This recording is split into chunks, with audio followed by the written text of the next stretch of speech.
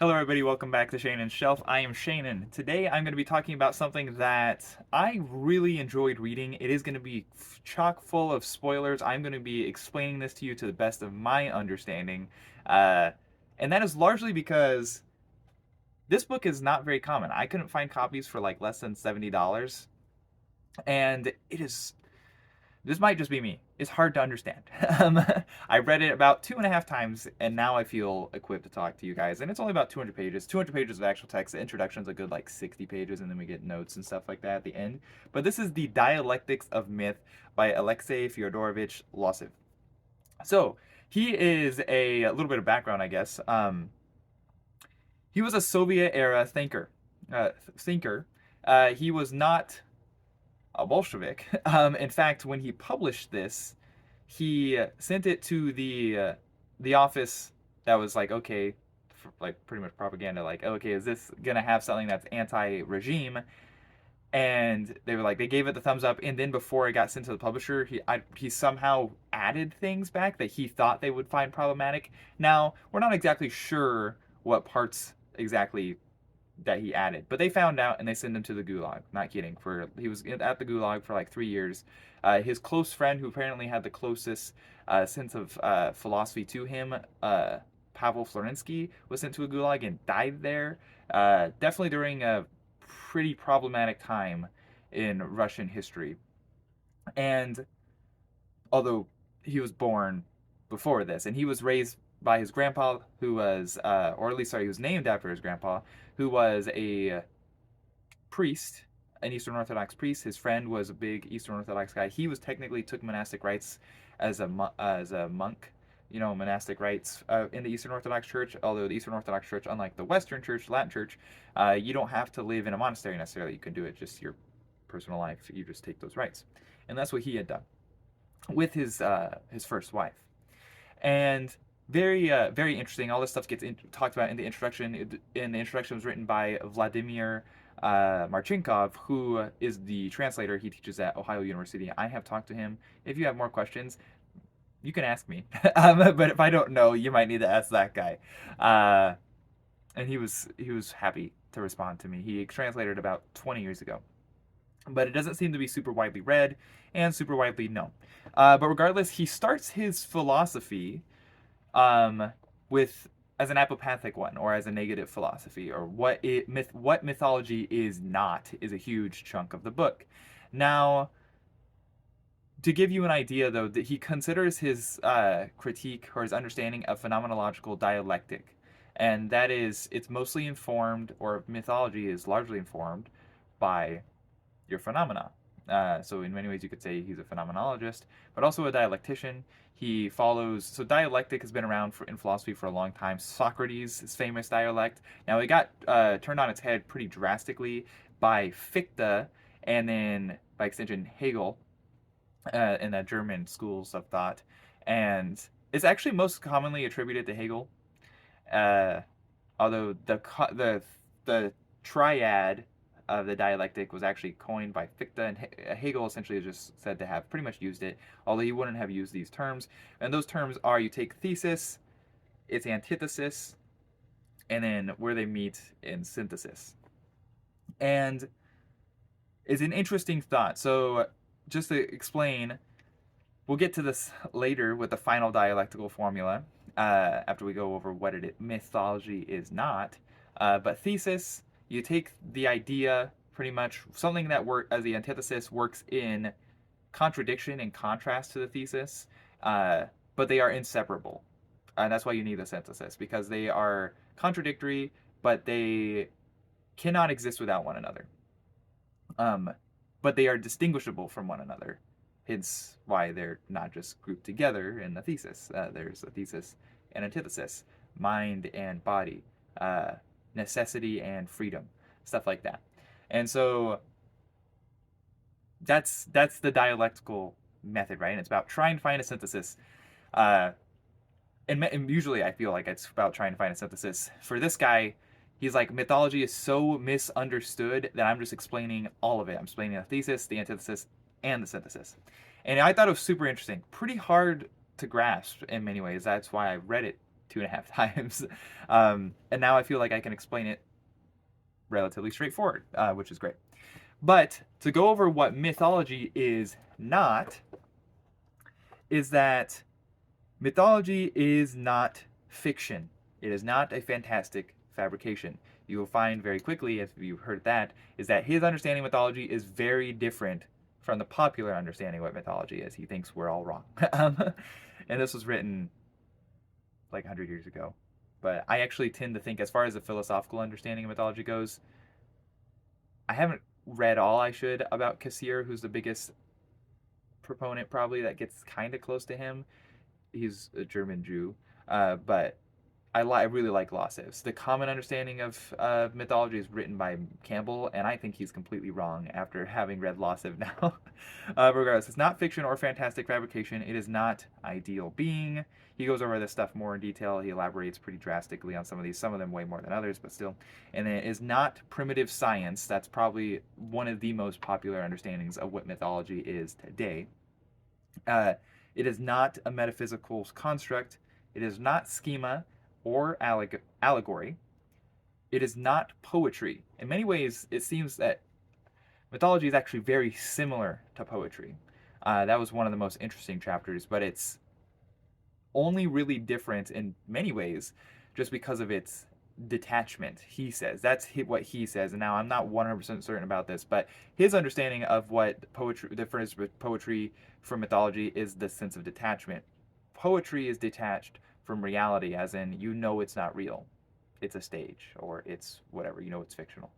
And mythology is not. Mythology is not detached from reality. It's detached from meaning, and that is many ways because it's naive. You don't often think about it. Sometimes you do, though. And so it's not poetry. It is not exclusively religious creation, although he would say religion always has mythology. Religion is always mythical. He doesn't necessarily mean that in a bad way either. Uh, in fact, he's very anti-modern, and they're very anti-enlightenment, I should say. Um, he knows mythology informs religion. He was Orthodox himself. Uh, but he says that he actually takes barbs at people throughout. It's kind of funny reading him. He's very anti-enlightenment in the sense that they think they have killed mythology, and he's like, wow, they're stupid. That's pretty much what he's on about. He's like, you literally cannot get rid of mythology. They've ground down the old mythology of the Middle Ages and created their new mythology, and just don't realize they have a mythology because they're so foolish, is essentially what he's getting at. I think he's right. Spoilers. But it's not religious, not exclusively religious creation. It is not religious dogma. Religion always has mythology. Science, it's not primitive science. Science, he says, does not have to have mythology, but he says it almost always does. Scientists can't refrain for some reason. And then art usually reflects mythology, stuff like that. This is kind of mingled throughout. And he has another book I really need to read, Dialectics of Artistic Form. It should be more aesthetic. I'll get to that eventually when I can afford the book and have the time. And it is not a historical event as such. And it's not biography, strictly speaking. Now, and the reason he says that is because what is mythology? The thesis for mythology is personalistic form. Essentially, it's a person. Without a person, you don't get mythology. Mythologies are always attached to the person that experiences the phenomena in the world, that experiences the world, and it has this understanding, this mythical understanding. Now he says, our mythical reality is what he calls it. There are different types of reality. The mythical reality is the most naive reality. It's the reality you don't usually think about. That is your mythology. My mythology is the world I've experienced, pretty much at the base level, where I'm not doing any philosophical discourse about it. I'm not thinking about it scientifically. It just is. I take it for granted. And that's person in their antithesis. He actually calls it the one. So the one would be personalistic form. The meon, which is the antithesis, essentially, the meon would be history. So the history of the person. He said, and this is because the history of the person, if you take the history from the person, it's it's meaningless. Then you can't have that. You can't essentially. And if you take the person from the history, then again, it's also meaningless. So they are separate. The idea of the person is different than the history of the person, but they are inseparable. You can't take one away from the other. You can't have one without the other. So they work. They're constantly working in contradiction with each other. All being similar but not the same, and you cannot separate them, or you lose them. So this is a pretty cool understanding, I guess, of the dialectics like words. But where are they in synthesis? Now, synthesis isn't something that happens all the time necessarily. Synthesis to him is that when your history and the idea of your human and your accidental history, when they as they go along their trajectory, when they overlap, the overlap is where the synthesis is. He calls this becoming. For his dialectical formula, and I'll tell you what he says it is specifically with myth that is the synthesis in a second. Just when you get the idea of what your person was meant to be as far as their essence is concerned, what's essential about them, and the accidental history, when they overlap, they come in contact with each other. It essentially is kind of like those wow moments. It's like, oh, I'm a person. I'm existing. What the hell? And he gave an example, which I think was a very understanding example, is at the birth of a child. It like really makes you think. And it's like, goodness gracious. And he calls it miracle. Miracle is the synthesis of mythology. And in many ways is what makes up mythology, is just miracle. Your life is full of miracles. Now, miracle explained the way I just explained it, not the way that you might immediately think of it when you hear the word. But yeah, so very very interesting. And he thinks that those mythical forms, he goes on to this, he digresses a bit. Mythical forms are often expressed through symbols, and that's why he said it's not allegory or fable. It has to be symbols. He's big on symbols. Symbol is inseparable from the idea itself. The idea and the image are inseparable from each other. Allegory and fable are always separable from the thing. It's supposed to be, but symbols, he says, it's not supposed to be, and you should be able to understand that. If of course you are acquainted with the history and stuff like that, the mythology of it, then you should recognize it as a symbol. And he says the ultimate symbol for people, essentially for their mythical reality, is their name. Something only they can give, only they know. But if you know their name, it is their history, it is the person. It's a whole long list of miracles, not strictly biography, but miracles. So name, philosophy of name is where he gets off, and then he actually talks about absolute mythology. All this would be relative mythology. Absolute mythology is the mythology he believes in, essentially, and so that would be Christ is king, stuff like that, and the following his orthodox understanding of Christianity, which he understood way more than I did. I'm not orthodox.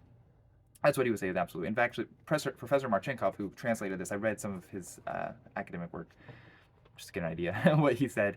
He had a fair point in the sense that you cannot know that this absolute. It's not mentioned here.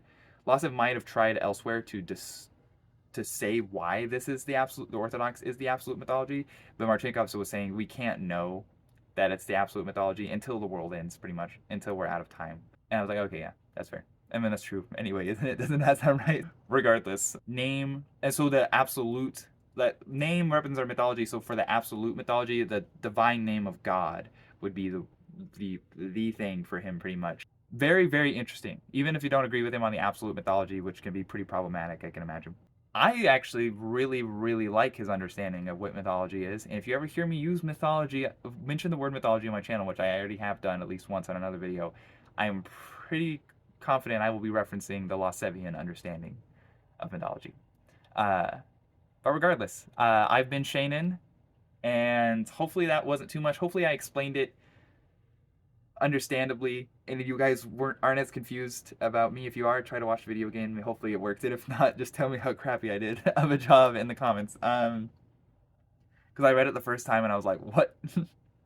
what did I read? I'm so confused. So I read it a second time and I was like, okay, I think I get it now. But I still wanted to go through. I said 2.5 because I was kind of like skimming through it for a third time, kind of like making sure I got like he said what I thought he said. But either way, please feel free to like and subscribe and to comment as well. That's cool. And I will see you guys next time. Thanks.